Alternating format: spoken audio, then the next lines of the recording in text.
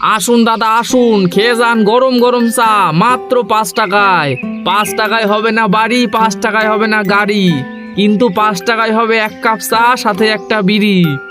আমিও আজকে এইভাবে চিৎকার করে দেখব, দেখা যাক না কি হয়। 3টে পরোটা, আনলিমিটেড তরকারি, একটা সেদ্ধ ডিম, 1 টুকরো পেঁয়াজ, মাত্র 20 টাকায়। যাতে হবে না ট্রেনের টিকিটও হবে না।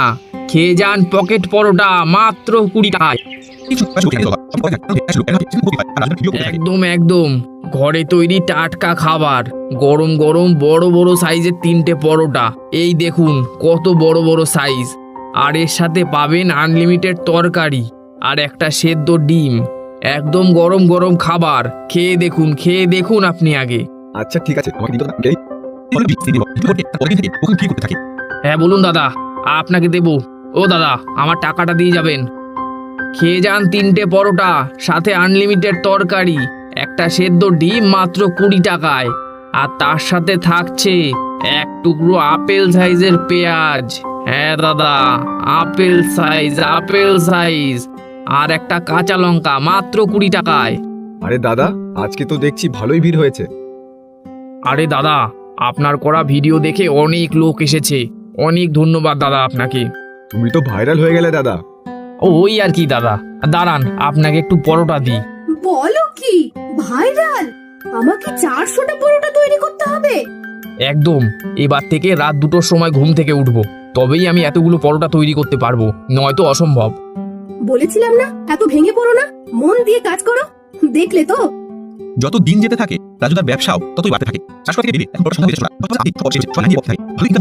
রাজুদার লোভও বাড়তে থাকে।